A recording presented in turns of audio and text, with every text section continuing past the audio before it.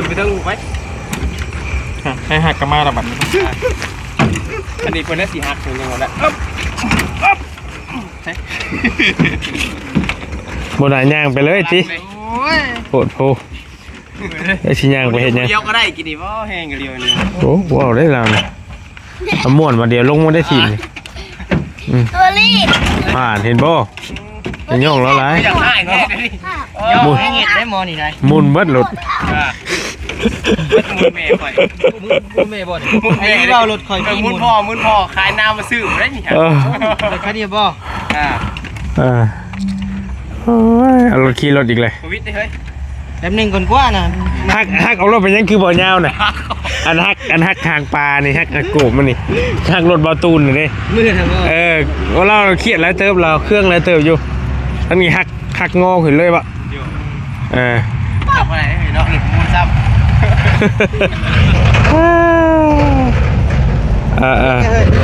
เป็นยังอะไรบริโภคก่อนจะได้เห็นนะไปแล้วป่ะมันยังเดือนหาบนทันบกบตูนพัดไปหาไปบ่เจ้า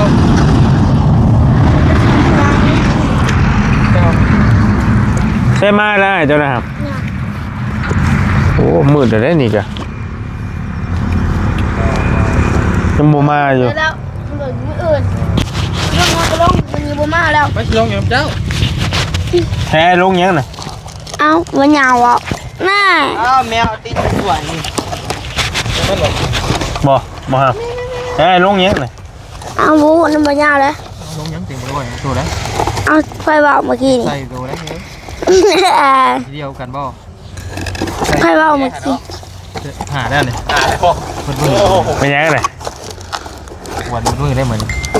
บ่ยาวอันเจ้ากวนบ่ยาวบ่เจ้าพากวดก่อนไหมไปเริ่มต้นก่อนเจ้าเริ่มต้นก่อนจะวางมวยแล้วบ้านนี้เจ้าพ่อผ้ามามัดเชือกคนเดียวบ่เอามัดก่อนจะไปเอาผ้ามีดเห็นว่าก็ได้โอ้ดอมันยาวเริ่มต้นก่อนนะพ่อมัดเชือกรวบโอ้มาสบายดีเด้อพี่น้องเด้อสบายดีตอนแรงๆมานั่งผิงไฟน้ำกันเด้อพี่น้องเด้ออ๋อให้กลัวถ่ายหนังโคม3 อันเอ็กนี่ดีโลอาหารแมวนั่นแหละป้าบอกเกลือมันเหยลูกมันหิวกินแม่มันอุตส่าห์ซื้อมาให้โอ้ยหนาวหอนนะเดี๋ยวอย่างเงี้ยบ่ได้ชงถามอ้ายบ่ใช่โทรศัพท์มาส่งมึงเนาะส่งไลน์ไปให้อีกแน่เนาะเว้นโทรหาก็ว่างเว้นย่าแล้วบ่โทรก็ย่าเพราะว่ากันผู้นี้โทรน่ะสิให้กันผู้อื่นโทรล่ะใครนี่พอสร้างบ่อย่างสินะพอสร้างก็โทรหาเว้นแต่ว่าบ่ได้เคยโทรตามเด้เพราะว่าใหญ่แล้วจักแล้วพี่น้องเอ้ยห่อนเนาะบ่ยาวสุ่มเขากินนี่มันเริ่มแล้วเอาขี้ออกให้มันห่างๆกันไปใกล้ๆขึ้นเนี่ยเดี๋ยวมีใครแน่นี่ปิ้งสักได้นี่เอากบมาปิ้งวิ่งเงี้ยสิเนาะวิ่งว่ายเรากับไทยเลยโอ้มันลอยมาอีกเรียบร้อยได้นี่แตกเริ่มนิ้วก็ยันแรงยันตั้มเลยมานิ้วเบ่งเลยกูยังว่าอยู่มันตีไก่มาบอดนี่วะเมื่อหน้าซองมันเห็นเมดนี่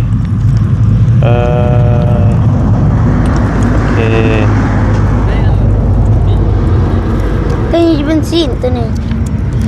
จะกินหัวไหมเจ็บค่ะมีโปรเป็นโอเคคิวอ่ะคิวมันจะเป็นน้ำมัน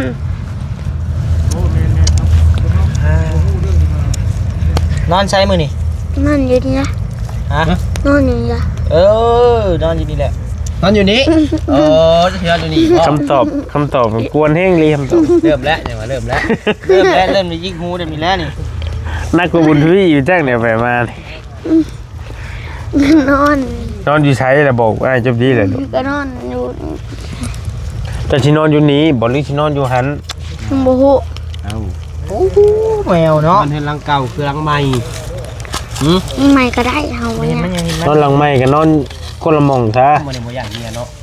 ก็พอช่างแล้วนะ เขาตัวอยู่โหลดอยู่บักนี่ก็ได้ นะครับเราสิกอดกันกับเมียเราบ่ได้เลยโดนมันมีโชว์อยู่กับอีกอย่างมันสิติดไข่น้ำเม แมน เจ้านะไอ้เป็นไข่เป็นวัดลำมือหอมแก้มลูกตลอดเรียบร้อยลูกเป็นวัดคือการบาด กันเลย อันตรายอยู่เลยเฮายังบ่เป็นอยู่ เฮ้ยเดี๋ยวเล่า แหมหอมแก้มจะบ่มันจะสิเป็น เฮาบ่อยาก มี เป็น ได้กระปากแล้วนะ มีประเด็นบ่เฮ้ยมีประเด็นบ่ อย่าซุ่มสักว่ามีอยู่นึง มันฮอดได้เถอะ แล้ ป้ายังเคี่ยวอยู่ได้เนี่ย ซุ่มใส่ มันฮอดโพดมันเห็มโพดมีประเด็นบ่มีประเด็นยังบ่ นิดนึง บ่หลังไม้บ่โอเค นี่อย่างล้อเราโทรเด็ดไปที่ เรียบร้อยแล้วสิโอเค อ้าวบ่ได้ยังบ่ทันถิ่มกล่อง ยังเท่าไรเงินน้ำเจ้าน่ะเงินใส่ผ้าน่ะ ล้านนึงบ่เรื่อง200,000เรื่องเงินทันหมอเพิ่นเช็ดมาเรื่องเงินเต้ได้ค่ะอ๋อมีแต่เพิ่นบ่ให้ยางไว้ให้ใช้ไม้เท่าก่อนบอกทำละของเฮาบัดเมียคือนำ โอวาร็อก เมียนี่ใช่สิมีโอ้ดีได้หาวับปึบโลด ผู้สาวบอกเมียมันอันนี้ มีรังจุ๊บอีกได้ด้วยยังไงนั่นแล้ว โอ้บอกเมียเนาะมัน เนาะ มันนี่โพสเราที่ตกใจได้พวกนี้ตกใจ เจ้าหันโทรมานี่จะนี่มันแต่หาโว้ยจะโทรมายัง โทรบอกให้ กินฮอด โทรบอกให้จะซื้อยามาให้แม่ซุก ยายังไงจะเป็นยังเอาท้องบ่ตะคุมบ่ เอ้า พี่บอกไปเลยเธอละ บ่ได้ทำมามือเศร้านี่กว่าสิวานั่นครับทำมาหอดจอดปุ๊บบอกขอโทษนำแบบเพิ่นอาเจียนให้แบบคือคนท้องเลยนะ เอ้า เมื่อนี่จักเนาะแล้วจังหวะเฮาจังหวะกับชาบุญกับชาบุญก็อยู่มื้อเช้านี่ เอาไม่ ว่ะ มีประเด็นแล้ว จะบ่ดิเข้าทางบ่ทาง ผู้ชาวเจ้าว่าได้ว่าลึกแท้เลย บ่เคยได้นางมีว่าสายอยู่สาวเจ้า เรานี่แหละเขียนอันนั้นนี่ให้ไปอุทุมพรวังบ่ายนี่เอาขวัญใจเจ้าหันแล้วให้เพิ่นเขียนสลัดชิงโชคให้มีรุ่นโชคเด้ได้นี่แหละไปชื่อเครื่องอยู่อุทุมพรหัน ให้ไผเขียนให้ขวัญใจ ขวัญใจแล้วนี้แล้วอยู่หันเด้ โอ้เมียเพิ่น โมเมนต์เมียเอาคืนเด้เอาคืนเด้ขวัญใจแล้วมีรุ่นโชคได้เข้าไปชื่อเลยรุ่นโชคเด้ได้ให้เราเขียนให้โมโหจะเป็นใช่เมื่อนั้นก็เห็นอยู่บุญที่โชคไงเห็นแล้วยามกันอยู่ จับมือเนาะเห็นอยู่ กอดเอวกันเห็นจะเห็นพวกเลยกูบ่าวมื้อเช้าเอ้ยเด้อแม่เขาไม่เด้อเจ้าจะยาเถอะบอก มึงจะมาหาเรื่องกันแล้วมึงเชื่อเลย จองกันเลยเนาะ จะไม่มา โอ้ยเมื่อยเลย ไม่บรี่ได้โมเมนต์ได้ไหมบ่เดียว ไปซื้อดอกไฟไปกับน้องยุลีวังบายนี้ไปหันแล้วก็เราเป็นผู้เรารีวิวหันเราอะในเพจหันเราอะ โดย พอเห็นอยู่เจ้าหูหรือบ่จะเห็นอยู่บ่ เป็นมือบุญนะ ถูกไปเอ็งว่าไปดีเลย ร้านสไลเดอร์ป่ะร้านสไลเดอร์ป่ะร้านสไลเดอร์แม่เราก็เห็นอยู่งุ่มอยู่ โอ้ยเว้ยเลย หยอกเลยพี่น้อง เอ็งเลิศเถอะบาทนี่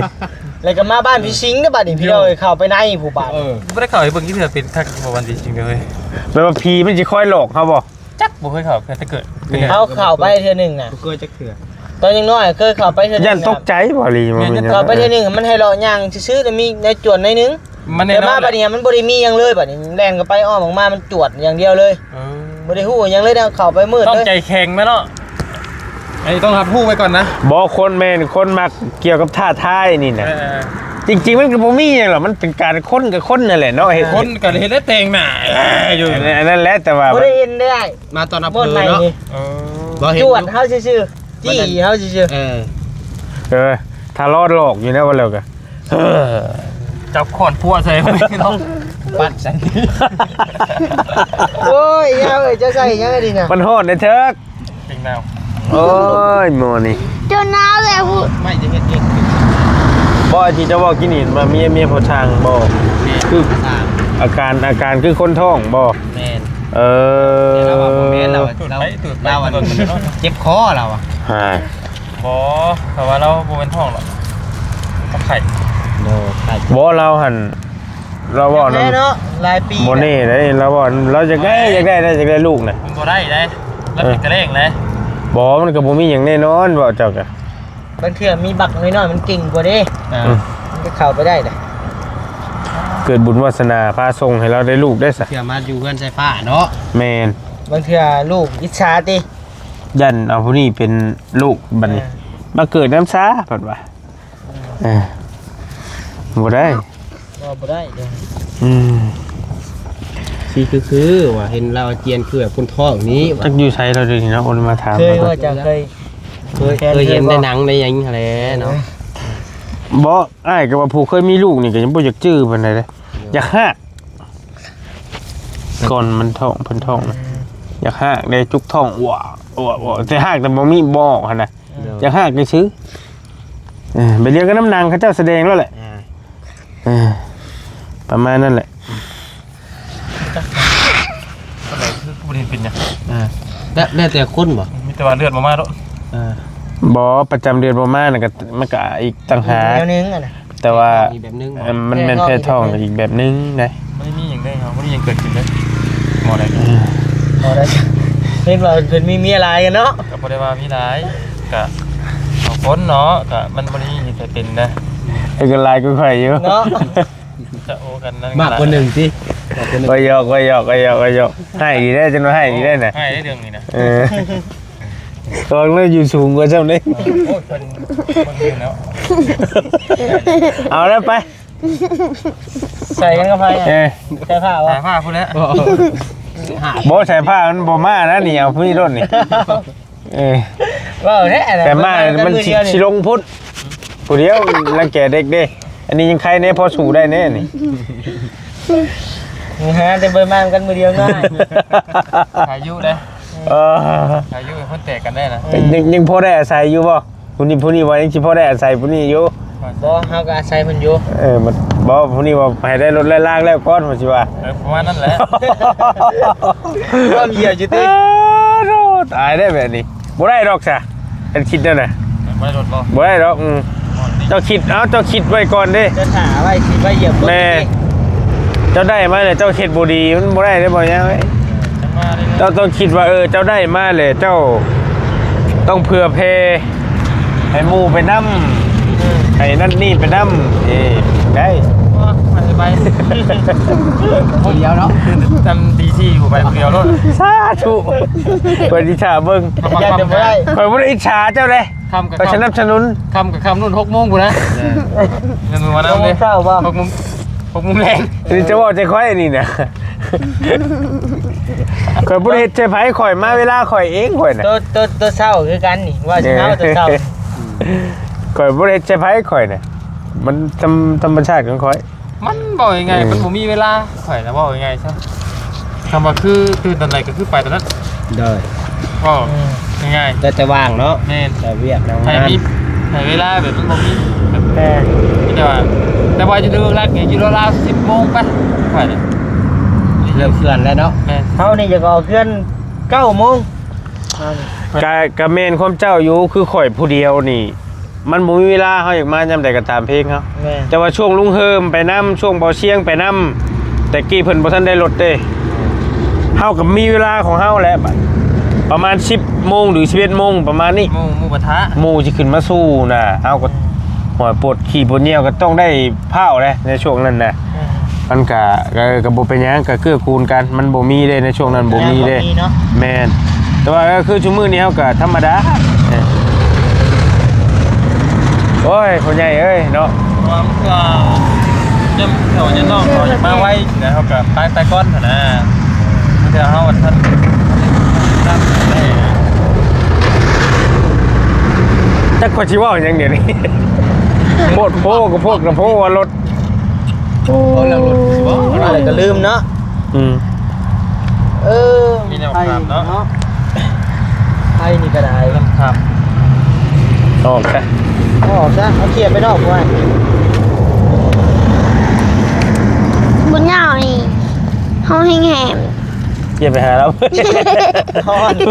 พูดลุกๆนี่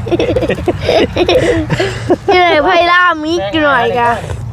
กะชุให้พิงเอามันนั่งอบอุ่นกันพี่น้องเอ้ยยามแรงบริกับมาคำในจักหน่อยมื้อนี้ก็ได้ก็วุ่นน้ำสร้างเพิ่นอยู่เฮือนน่ะมันของนั่นโน่นนี่มันขาดต้องเล่นไปหาซื้อคำปรับปรุงอยู่อันนั้นหน่อยนึงอยู่เฮือนหน่อยนึงเลยซ่านี่ให้วันนี้ว่าเราว่าสิสำหรับมาเว้นเนี่ยว่าสิขึ้นพลานอีกพุ่นแล้ววันนี้ว่าเราเฮ็ดไก่เฟืองกินเอามาได้เงินเด้อบ่มีเงินสร้างเจ้าบ่เคยเงินให้เอาไว้นำมาเนี่ยวมีแต่ผักเลยเนาะก็ให้เราเอาเงินเจ้าฮักเอาเงินเจ้าแล้วมาซื้อกินเนาะเข้าบ่จักรยานเราเขาขึ้นประมาณเดือนนึงแล้วล้าน2นี่แหละเอาแล้วแหละซื้อโคกเธอว่านี่ก็โยดึงเพิ่นแล้วว่านี่แน่ว่ะซื้อโคกใหม่บ่โคกแม่นโคกแม่นน้ำโคกบ่นี่ซื้อโคกปืนไม่เล่าอีกเสียเงินนั่นแล้วสิว่าปิ้งครับเด็กปิ้งกันบ่ปิ้งเด็กปิ้งเบิดอ่ะ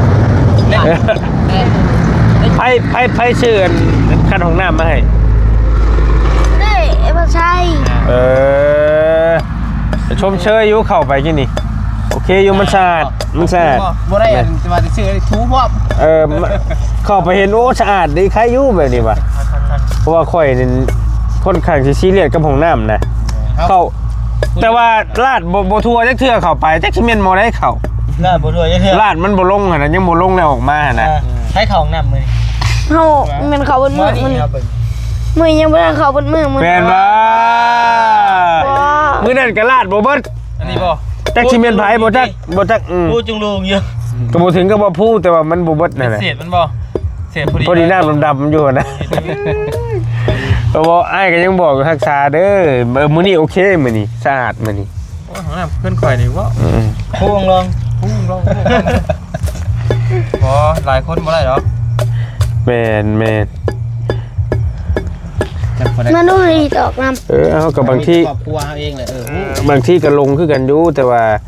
ก็บ่อยากให้มันเกินไปนะเคยอยู่ข่อยนะแม่นลงเกียดเด้อมันก็คิดว่าคุยโทรศัพท์คุยกับผู้ใหญ่แหละเอ้ยบ่โลนางทายอยู่ดิลืมเลยออกไปต่างคนดอกฝากลองตะก้นย่างเมียห้ามหลังเหรอเต็มโกยว่ะก็เคยคือกันบอกกรณีว่าแขกคนไปที่เมียเขายังใครอยู่แขกเข้าไปเอากูอะไรกำลังจิบไปล้างมือมากินข้าวใครดอกกันล้างมือนะเบิดเลยไปเลยว่าเขาจะขับไปถ่ายเลยไปเห็นตัวนั้นเลยบ่ถ่ายเลยนะถ่ายบอกเลยฮะกินข้าวนี่จะดีโอเคพี่น้องเลยอันทับบี้บ่มามันนี่เนาะไปทางไหนสมอยสมีขายยางพาราแล้วโอ้ขายยางน้ำแม่ผู้ไม่มาจะได้กระบาดมาลีเลยพอดีนี่หมดแทงตาข่อยเนาะจะเป็นแบบใดก็เฉียดไก่เฟื่องกินเลยมีปิ่นบ่อันมีอะไรบ่อันน้องนี่ยังบ่มีแผนว่าสินั่นบ่แต่งงานมื้อใดจังได๋บ่โอ้ ยังอยู่บ่ยังหึงบ่ ยังบ่โดนน็อกโดนน็อกครับเบิ่งน่ะ บ่ก็ถามดิถามได้อยู่หรอว่า โดยได้ ถามเบิ่งเนาะก็ยังคบหากันอยู่ แม่นยังเบิ่งใจกันอยู่ มันพูดแล้ว2ปี3ปีเลย จนได้เมื่อยเบิ่งไปอันลาดเนี่ยอย่าเบิ่งโดนอะไรเด้แต่บ่มีเงินมีค่ำนี่แหละก็เบิ่งไปเรื่อยๆหาเงินโดยคิดอยู่ เขาได้ค่าลองเลยนอกกันนะพ่อ บ่ได้ยังบ่ได้เว้ามีแต่ลมกันข้าวซื้อลมดิ่งลมหัว เท่าได้เลยลมหัวน่ะ70ว่ะ อยู่นี่เต้ากินบ่อุ้ย เพิ่นอย่าเว้าเฮงกว่านั้นกว่า แม่เพิ่นเว้าได้แต่ก็แจ้งแล้วกันผู้ยักษ์ผู้ใหญ่ไปลมนะ คนบ้านใดหาเรา บ้านนาธาตุ โอ้ รักษา6โอเคใกล้ๆอยู่เท่านั้นแหละต้องนำนนแต่มาสบายมันบ่ไกลเกินบ่ใกล้เกินเนาะพอดีเนาะ ติดลานมันเลยเด้เพื่อน โอเคฮู้แล้วบ่ใกล้ฮู้แล้วเคยไปอยู่มันเพราะว่าเฮ้ยมึงเคยไปใกล้ๆนี่ไกลไปไกลว่าที่เคยไปเฮือนเราอยู่พาเพิ่นแล้วไปถ้ามันไกลน่ะยากบัดนั่นนี่เนาะ ปานเขาสิเชิญเพิ่น บ่แม่นบ่ได้เกี่ยวข่อยได้บ่น้องมันผู้ใด ไปหาสู่กันติแต่มันจะไปมาหาสู่พ่อแม่นี่ยากแม่ไกลนะ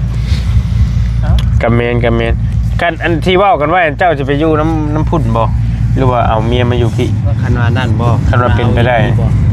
โอ้ใจก็ไปได้อยู่เพื่อนเพราะว่าเขาบ่ได้ว่าจะเพื่อนกับเพื่อนกันนางบ่ใหญ่ปานใดกันครอบครัวก็ยังอันนั้นแหละนะ2ครอบครัวอยู่หั่นน่ะทางครอบครัวบ่เฒ่ากัน3ผู้แล้วบ่เฒ่ากับไม่เฒ่าหรือครอบครัวนึงเนาะโดยอีกครอบครัวนึงพ่อกับแม่เพิ่นนี่แต่ว่าเฮือนน่ะ2หลังมาเอากันทีแรกว่าสิไม่ให้มาอยู่เพื่อนพ่อเพื่อนแม่ครับทีแรก คันเพิ่นสิมาเนาะขนาดสิได้เอากันดีๆได้กับผู้อนาคตเผื่อมืออื่นนี่เนาะก็เบิ่งกันไปก่อนแนวมันแหละตอนนี้แกอนาคตเขาว่าไว้ซื่อหนาว เพิ่นมาได้ก็ดีอย่าถามเลยกูน่ะไอ้ต้นคนบ่มีบ่เนาะแต่บ่ยังสิมีชูไปพูดอยู่ไดยังบ่ฮอถามเลยกูเนาะโอเคเฮิงแล้วบ่คบกันก็สิฮอด3ไม่ได้ชอด3ปีแหละแม่นเดือน1วันที่11นี่กัน3ปีโอ้ถ้าว่าคืออันคณะกับจอยแล้วเติมว้าวมันคบกันซื่อโมนี่คบกันก็คบกว่าเนาะโมนี่ก็ได้ก็ให้เราเสียงง่วยให้ได้บ่แม่แล้วเนาะแม่แล้วกูเบิ่งคลิปอยู่ได้ดิใช่ซี่อีกได้ดิ100ใช่อย่าแพงเด้อไม่เท่าเด้อขนมน่ะอีต้นน้องนี่เงินเดือน YouTube แฮงบ่ได้อยู่ไม่เท่าเอ้ยติทำอีกได้มีค่าอีก2 บาทผู้ว่าได้ครับแบบนี้บาทละ50 ล้านเด้อติดิยอมแล้วครับมันสิขึ้นราคาก่อนอีกเด้อโอ้เว้ยงัวอีก2โตอีกว่ะเป็น1ตาย1อยู่จักว่าตัวนี้บ่กรณียันเพลงนี่ยันเราเอาเมียมาเฮือนก็เบิ่งนี่บ่จะว่าแบบนั้นบ่ยังบ่ได้ว่ายังบ่ทันว่าอีกคะแนนนั่นอยากมาอยู่พี่นะเราก็อยากมาอยู่พี่แม่เพิ่นก็ว่าอยากมาอยู่เพราะว่าเพื่อนเพิ่นก็มันหลายคนเนาะเพื่อนหน้าบ่มีแต่พ่อกับแม่จังได๋ข้างนอกเจ้าแต่ว่ามันก็หึงเติบได้เนาะคบกันนี่เนาะก็ถือว่าเติบนึงแล้วได้เพราะคือสิพ่อฮู้กันนิสัยกันเติบแล้วโดยแรกเลยพ่อฮู้แต่ว่าเรียนแต่ม.7เพราะว่าเฮาอยู่ม.7เพิ่นอยู่ม.6คบกันมันทันตีนเขาได้วันนี้มันก็ถามไทยน้องนุ่งพี่น้องก็เห็นกะมื้อนี้ก็ไปก็เห็นเพิ่นอยู่เพิ่นจื้อว่าเจ้ากะจื้อเก่งยันบ่จื้อหรอกจื้อข่อยแต่บ่รีถามว่าอันน้องใช้ไปแล้วบ่ฮะแล้วอ่ะแม่นบ่รู้ถามผิดมาจ้ะบ่ผิดก็บ่รีอันก็เลยถามอีกว่าเจ้านี่ล่ะว่าก็ว่าแม่นแล้วล่ะแม่นแล้วเรื่องว่าญาติเพิ่นบ่ฮู้เพิ่นก็จังว่าหรือว่าเราก็บ่จื้ออ้ายบ่หรือว่าจังได๋ชื่อจังได๋จื้อเจ้าเดินชื่อจังได๋จ้ะ ตัวบี้แต่ทางนี้เอิ้นใช่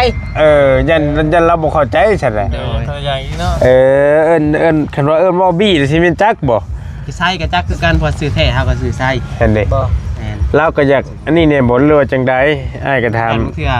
ผัดไส้เด้อันด้านอ้ายเอิ้นว่าไส้ โอ้ใช่คำเดียวนี่ซื่อเอิ้นใช่คำเดียวซื่อถามหั่นแหละถามว่าน้องชายออกไปแล้วบ่ว่า คนจะจอยชุกๆเนี่ย เราก็เลยว่าฮะแล้วว่าเอ้าเจ้านี่ล่ะว่าตัวแล้วก็เมียนี่แหละ จังแม่นยัง จังแม่นยังเราก็คือสิฮู้แล้วว่าอ้ายถามถึงหยังหั่นน่ะเพิ่นก็ยิ้มดีดอกยิ้มอยู่คนน่ะ โอ้อยู่น้ำพอยิ้มดีเป็นคนได้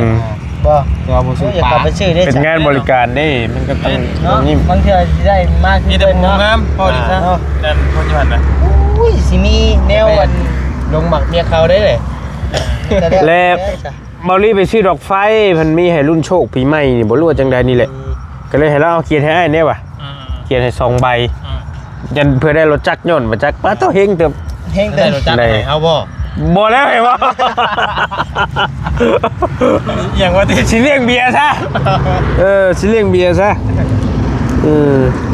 แต่เราเป็นคนเขียนให้เป็นคนเขียนให้แต่ลองเบิ่งว่าสิเฮงบ่ก็บ่ได้ค่อยเข้าหรอกฮะก็เข้ามื้อนี้แหละแต่เก่าก็บ่ได้ค่อยเข้ามีแต่เตียงเข้าเรื่อยเข้าประจำโอ้แต่ว่าค่าดองมันเข้าโหดเนาะเห็นเนาะ รวมๆเบิดอยู่มัน 2-3 แสนพุ่นแหละ 200,000ปลาย 3 ปลายไป ตีเป็น3โลด โลกกันเพราะหันนั้นเอาอีดีกับขอบคุณเนาะ ไปเฮาก็ไปต่อไปลองเพิ่นเห็นว่ามันสิผลึกคือแท้เฮาก็เนาะเห็นว่าก็ได้ รุ่นมอไซค์ฟ้านี่มันสิบ่ฮ้อนพูดบ่เลย ต่อเอาค่าดองเมียข่อย7ล้าน10,000กว่าบาทนึง เนาะก็ยังอยู่นำกันได้ปะนี่ดิ เรามอง30นี่ก็จักชื่อว่าแพงอยู่แต่ก็โอเคอยู่ โอ้ตัวนี่เนาะ ฮะ เอาลูกสาวมา2-3 ปีเดี๋ยวว่า30ก็ยังแพง บ่ใช่เพิ่นคิดกำไรไอ้เบิ่งนี่คิดดอกเบี้ยมันลายไป มันหลายแล้วมันหลายแล้ว 3ปี จะมันหลายแล้ว ใส่สูตรเป็นไผว่าเว้ามื้อน่ะไอ้นี่บ่เคยยาเว้ามื้อน่ะ บ่ได้ก็บ่ได้ก็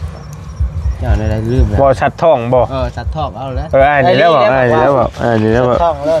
ทอกเอาแล้วก็เนาะ มันเว้ายากก็ชัดแล้วลูกสาวเพิ่นมาอยู่กับเฮาน่ะจำเป็นบัดนี้10ล้านก็ได้เอาเนาะ เดี๋ยวมันนี่มันลูกชาวก็บอกไงก็เสียโตให้เฮาเลยดิก็สิว่ามันหยาบๆก็ได้เดี๋ยวนี้เขาเสียโตเขาบ่เสียใจเด้เอ้ย ก็จังว่า แม่นบ่ผู้เพิ่นนั่นได้นี่ มันเกลียดข่อยนะ